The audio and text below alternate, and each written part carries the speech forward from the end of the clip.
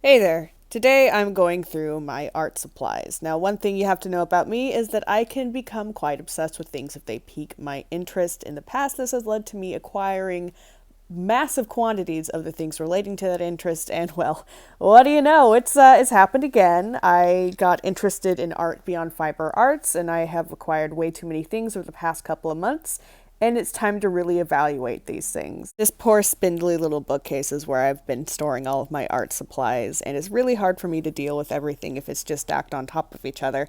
So I'm going to be moving it on to a broad flat surface, i.e. my kitchen table, so I can just categorize it all there, figure out what needs to go, what needs to stay, and in the meantime, I'm just going to dust this poor bookshelf off before I load everything back onto it. That was the easy part. Now it's time for the hard part. Oh boy.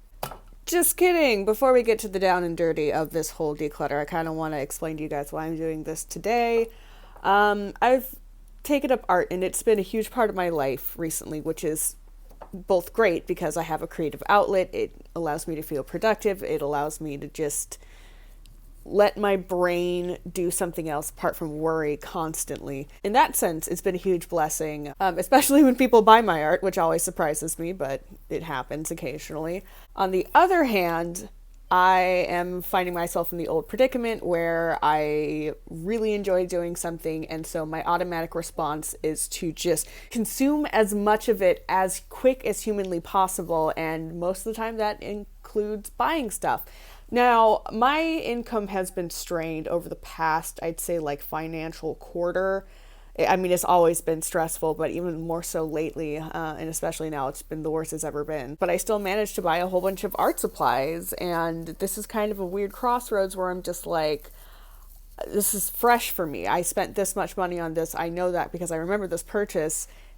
If I get rid of it, I feel like I'm wasting money because right now I'm coming down to the bottom dollar where every little single cent counts.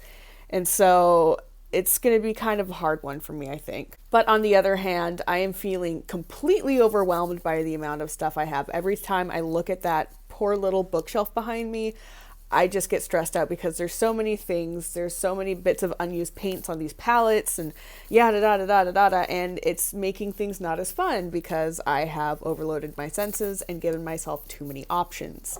So that's why it needs to happen. I guess I'll just start with what's in front of me.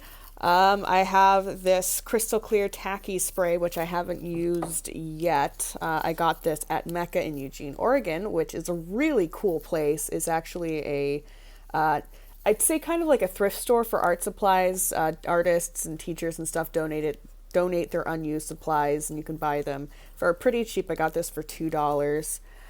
This I am going to keep for upcoming projects with printmaking. And I'm also keeping this Mod Podge matte acrylic sealer because this is what I use to seal my gouache and watercolor paintings. I got this at Michael's and it was like $8. So far it's been all right. This thing is a dream board, which I guess is just the knockoff version of the Buddha board. You just use a little brush here and use water on it. And the reason I got this is because I have been going through a tremendous amount of paper, which I can't really do anymore because I don't have the money to do that.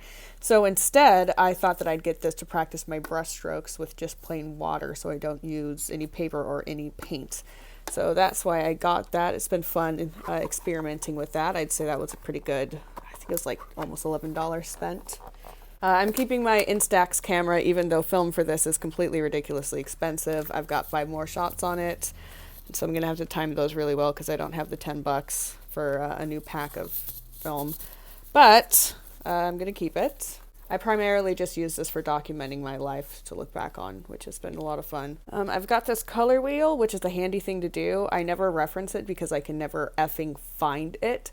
So this will be staying, and I'll probably just tape it to my art box. Turner Artist Watercolors, little 5 milliliter dudes. I literally just got these, I think, last week. This was actually part of an online order. Same with the dream board, which I really should have saved my money because now that I have all these other things, I have so many overlaps when it comes to my gouache and my watercolor shades, and it was just an impulse purchase, and it was kind of me feeling like, well, this is the last time I'm going to have a decent amount of money, might as well splurge and stock up on art supplies. And it's caused more pain for me than it actually has caused goodness. But yeah, I'm still going to keep these though because I have barely experimented with them and I don't necessarily know if they're bad or good. So these are going to stay for the meantime. I've got this plastic palette which has a whole bunch of gouache and watercolor just caked in it. I really hate it when my palettes get like this, and it's primarily because I always over like pour paint. But yeah, I've been trying to use up what colors I have here so I can just make everything daisy fresh, but I have so many just palettes just full of stuff lying around. That one is staying. I have this Marie's Gouache Set, which is again from that other order with the other paint set, and like I said, these are really new to me. I haven't really played with them enough to determine whether or not I like them, so they're kind of off the chopping block for that reason. I feel like this one isn't going to be as productive as other declutters I've done in my past. And that's also primarily because I'm really new at this being art, and my interests are always expanding, so I'm a little hesitant to let go of things because I don't know if I'm going to need them later for newer projects, which, I don't know. This is probably not going to be very productive as my base point here. I have this little squeegee thing, which I got in a set with this Baron from Mod Podge from Michaels. And I use these for printing or block printing. I'm going to keep them. They're not particularly good. I really should have just waited and researched better and saved up and perhaps got something a little bit more quality, because it's got a lot of texture to it. It's not a nice straight smooth surface, which is really bad for block printing in my opinion. But I am going to be keeping these because they're the two things that I have that serve their purpose, or serve this purpose for now. I have this black Sharpie. These things are useful to have around, and it just kind of hangs out in this really cool ceramic tiny pot, which I got from a thrift store in a local area. I really like this. So yeah, these are both staying. I have this repurposed Glossier serum dropper bottle, which I use to drop water onto my palettes and rehydrate paints. That's staying. A lot of this felt stuff came as a bundle when I was at Mecca. This is some of the stuff that I bought. I had just found out what printmaking was, and I was very obsessed with it, and it came with a couple other things like this linoleum, and I thought that my woodcutters would be comparable enough to cut these things. Turns out it doesn't work on foam, it doesn't work on this kind of linoleum. It only works with the specialty stuff that it's designed for, so that was kind of a failure. So I don't really know what I'm going to do with this stuff. Truth be told, I'm probably just going to end up donating all of this, including the felt, because this stuff is too coarse for me to do my embroidery on. So that was a waste of $1 whole from Mecca in Eugene. But hey, I learned something, and that is research your stuff before going in full steam. I feel like I learned that a lot and then forget it very quickly after. These are another thing that I got from Mecca. This honestly was more of a peer pressure purchase. Because it's a softer wood, realistically I can carve these, but they're so tiny. I don't know how I'm going to go about doing it. I was there with a friend, and we were just kind of feeding off of each other's energy and excitement about being there. So I just ended up with these two tiny blocks, and yeah, I guess I can try to see if I can carve them, but I'm going to have to get a C-clamp to hold them down, or else they're just going to go flying across the room. I've got some soft woods that I use for carving, including this practice one. I'm going to keep all of these. And I'm going to keep all of the wood carving tools. These are all from Michaels, their core line. They're okay. They kind of get the job done, but they're very dull. And I'm also keeping the Speedball wood-handled lino cutter with two heads. I have I think it's the 2V and the 4U. And I opted to get this one over the plastic handle one, even though the plastic handle one comes with more cutter heads and also has a little reservoir in the handle to hold them all, because this is a more eco-friendly option, just having a plain old wooden handle. This will biodegrade. Plastic, not really. And these are steel, so they can be recycled, which is really nice. Kind of the same logic behind these cheapo wooden handled guys as well from Michael. Since lino cutting and wood carving for block printing is relatively new to me, I'm going to be hanging on to these. But I really do need to utilize them, since I haven't really worked on much since actually getting this. This is actually one of the lino cut things I have done, which is just some cats. It was my first one. I didn't know what I was doing. I probably should have slowed down and tried testing things out before going full steam ahead. It's not the way that I wanted it to turn out, but it's still fun.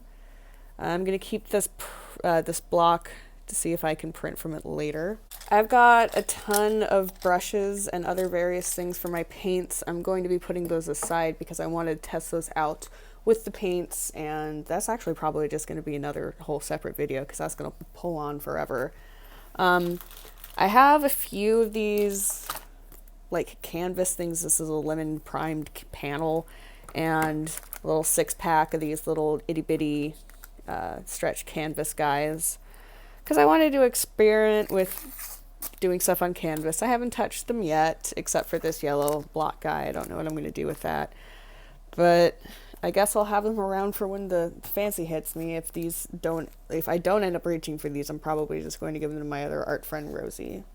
I've got a couple of things that are supposed to be on my store, but instead are downstairs. These are all things that I need to list. I've just got this tiny titties embroidery hoop and a couple of patches that have some little cactuses on them.